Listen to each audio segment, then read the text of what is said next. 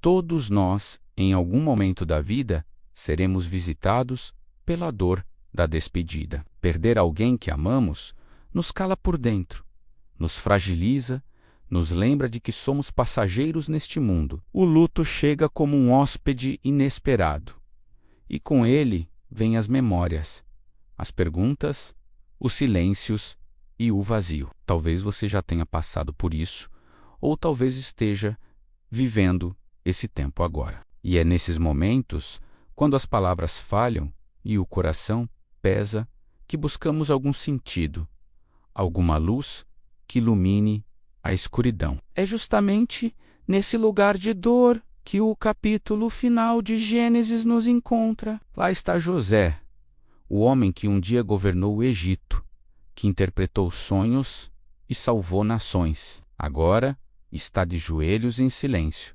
chorando sobre o corpo do pai. Ele beija o rosto de Jacó pela última vez, carregando uma dor que atravessa o tempo. Mas naquele momento de luto, algo maior se revela. A morte de Jacó não encerra a promessa, ela confirma a esperança. O perdão de José não apaga o passado. Ele revela a graça que transforma. E o caixão no Egito não fala de fim, ele fala de fé. Fé no Deus que visita o seu povo e cumpre uma a uma todas as suas promessas. E quando José também parte, não há medo em sua voz, mas confiança. Ele diz: Deus certamente os visitará. Ele morre com os olhos voltados para a promessa, e seus ossos se tornam um testemunho silencioso de que a história não terminou no Egito.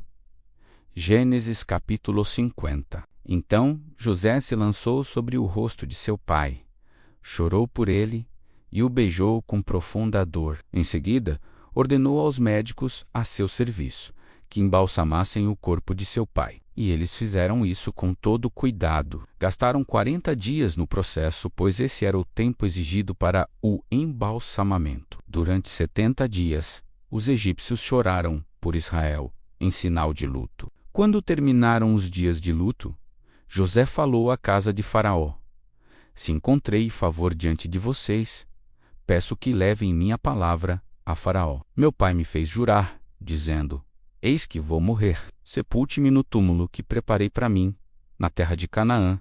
Agora, por favor, deixe-me ir para lá, sepultar meu pai, e depois voltarei. E Faraó respondeu: Vá e sepulte seu pai, como ele o fez jurar.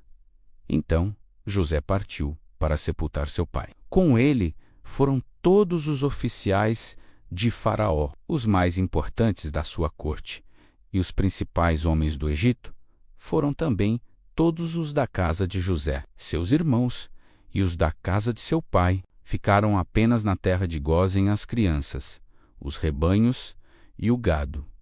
Subiram com ele carros e cavaleiros. Era uma comitiva grandiosa. Chegaram até a eira de Atade, do outro lado do Jordão, e ali fizeram um grande e comovente lamento. José guardou 7 dias de luto por seu pai naquele lugar. Quando os cananeus, que moravam naquela região, viram o lamento na eira de Atade, disseram: Este é um luto grandioso para os egípcios. Por isso, o lugar passou a se chamar Abel-Misreme, que fica do outro lado do Jordão. Os filhos de Jacó fizeram exatamente como ele havia ordenado. Levaram seu corpo para a terra de Canaã e o sepultaram na caverna do campo de Macpela, em frente a Manri. Esse campo havia sido comprado por Abraão de Efron, o heteu, como propriedade para sepultura. Depois de sepultar seu pai, José voltou ao Egito com seus irmãos e todos os que haviam subido com ele para cumprir esse propósito. Quando os irmãos de José perceberam que seu pai havia morrido, ficaram temerosos e disseram entre si: Pode ser que José agora nos odeie e deseje se vingar de todo o mal que fizemos contra ele? Por isso, mandaram uma mensagem a José: Teu pai, antes de morrer, nos ordenou que disséssemos: Peço que perdoe o pecado de seus irmãos e todo o mal que te fizeram. Agora, Por favor, perdoe os pecados dos servos do Deus de teu pai. Quando José ouviu essas palavras, chorou. Depois vieram seus próprios irmãos, prostraram-se diante dele e disseram: Estamos aqui como teus servos. Mas José lhes respondeu: Não tenham medo. Acaso estou no lugar de Deus? Vocês planejaram o mal contra mim, mas Deus o transformou em bem para preservar a vida de muitos, como está acontecendo agora. Portanto, não tenham medo. Eu cuidarei de vocês e de seus filhos. E assim José os consolou e falou ao coração deles. José permaneceu no Egito. Ele e a família de seu pai viveu até os 110 anos de idade. Ele viu os filhos de Efraim até a 3ª geração. E também os filhos de Maquir, filho de Manassés, nasceram sobre seus joelhos, sendo criados por ele. Então José disse a seus irmãos: Estou para morrer, mas Deus certamente os visitará e os conduzirá para fora desta terra, para a terra que prometeu com juramento a Abraão, Isaque e Jacó. E José fez os filhos de Israel jurarem, dizendo: Quando Deus os visitar, levem os meus ossos daqui. José morreu com 110 anos. Seu corpo foi embalsamado e colocado num caixão no Egito. Gênesis 50 encerra não apenas a história de José e Jacó, mas também o livro das origens. Ele nos conduz à beira da morte, ao fim de uma jornada marcada por promessas, conflitos e reconciliação, e ao mesmo tempo nos aponta para a fidelidade imutável de Deus em todas as coisas. Trata-se de um capítulo que nos convida a olhar com seriedade para a realidade do pecado humano, mas também para a soberania amorosa e redentora de Deus, que conduz a história para a sua glória e o bem do seu povo. A morte de Jacó traz à tona não só o luto natural, mas também a lembrança das promessas de Deus, ao pedir que fosse sepultado em Canaã. Jacó demonstrou que sua esperança não estava no Egito, por mais confortável e seguro que aquele lugar fosse. Ele cria firmemente na aliança que Deus fizera com Abraão, Isaque e com ele mesmo. A promessa de uma terra, de um povo e de uma bênção que alcançaria todas as nações. José honra esse desejo e lidera um cortejo digno de um rei até a terra prometida, o que mostra que a fé bíblica, mesmo quando vivida no meio de impérios poderosos e ambientes estranhos, mantém os olhos fixos no que Deus disse, não nas circunstâncias imediatas. A cena que se segue é profundamente humana. Os irmãos de José, agora sem a proteção do pai, temem por suas vidas. Mesmo após anos de convivência e paz, ainda carregam a culpa do passado. É nesse contexto que vemos um dos momentos mais belos da narrativa bíblica. José, cheio de temor do Senhor, responde com palavras que revelam o coração moldado pela graça. Não tenham medo. Acaso estou eu no lugar de Deus? Vocês intentaram o mal contra mim, mas Deus o transformou em bem. Essa declaração não é apenas um gesto de bondade pessoal, mas uma confissão teológica poderosa. Aqui está uma das verdades centrais das Escrituras. Deus é absolutamente soberano sobre todas as coisas, inclusive sobre os atos pecaminosos dos homens. Isso não significa que ele aprove o mal, mas que ele jamais é frustrado por ele. Mesmo os momentos de dor, traição, injustiça não estão fora do seu controle, e ele os usa sem jamais ser o autor do pecado, para cumprir seus propósitos eternos. Foi exatamente essa soberania sábia e providente que transformou a humilhação de José em salvação para muitas vidas, inclusive para seus próprios irmãos. O perdão de José também nos ensina que a verdadeira reconciliação nasce de um coração que teme a Deus e reconhece que toda vingança pertence a ele. José não agiu com base em emoções humanas passageiras, mas em uma compreensão profunda de que Deus é juiz justo e de que o mal que ele sofreu não teve a última palavra. A ausência de ressentimento não veio de uma memória curta, mas de uma fé madura. Ele via a sua história não à luz das feridas recebidas, mas à luz das promessas cumpridas. Isso é algo que só o Espírito de Deus pode produzir em um coração transformado. No final do capítulo, José permanece no Egito.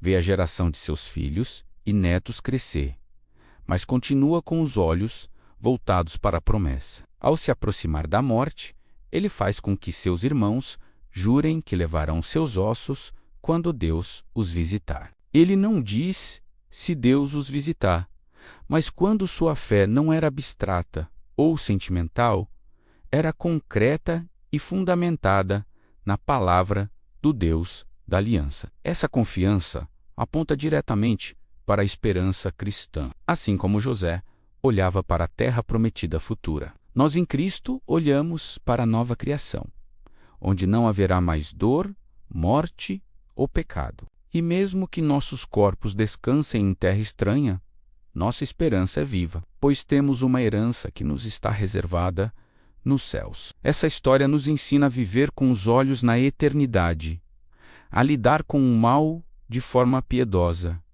a oferecer perdão com sinceridade, a honrar os compromissos espirituais que herdamos dos nossos pais na fé e a crer que Deus nunca se esquece do que prometeu ao seu povo. Em tempos de dor, Gênesis capítulo 50, nos lembra que a mão de Deus ainda conduz. Em tempos de conflito, nos chama a estender graça. Em tempos de morte, reacas a esperança da ressurreição. José nos aponta para Cristo, o verdadeiro justo, que mesmo sendo traído, humilhado e injustamente condenado, entregou-se pela vontade do Pai, perdoou os seus algozes e hoje sustenta com vida eterna todos os que creem nele. Seus irmãos o rejeitaram, mas ele os amou.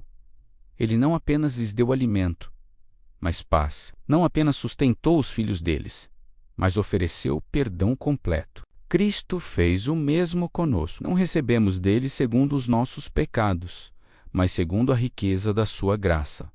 Isso é graça sobre graça. Isso é o Evangelho. Que esta mensagem grave em nossos corações a certeza de que não somos deixados ao acaso, que mesmo quando tudo parece escuro, Deus está trabalhando. Mesmo quando sofremos o mal, Ele está nos conduzindo ao bem. E que, por mais longos que sejam os anos no Egito, o Senhor nos visitará, como prometeu, e nos levará para casa por causa de Jesus, o nosso Redentor fiel. Portanto, se hoje você está cercado de culpas, dores ou incertezas, olhe para o Cristo que morreu e ressuscitou por você. Ele não é apenas o Deus de Abraão, Isaque, Jacó e José. Ele é o Deus vivo que entra em nossa história, perdoa nossos pecados, nos sustenta com fidelidade e nos conduz até o fim. Confie nele, renda-se a ele e viva todos os dias com esperança e temor. Ao chegarmos ao fim de Gênesis, é impossível não olhar para o início do livro e perceber a beleza da narrativa divina que se desenha do jardim ao Egito, da criação perfeita à morte em terra estrangeira, da esperança rompida pelo pecado à certeza restaurada pela promessa. Gênesis começa com a ordem e a harmonia de um mundo criado pela palavra de Deus, onde o ser humano, feito à sua imagem, habita em comunhão com o Criador. Mas logo vem a queda. O pecado entra, a morte se instala, a terra é amaldiçoada e o homem é expulso da presença de Deus. O livro, que começa com vida e comunhão, termina com um caixão no Egito.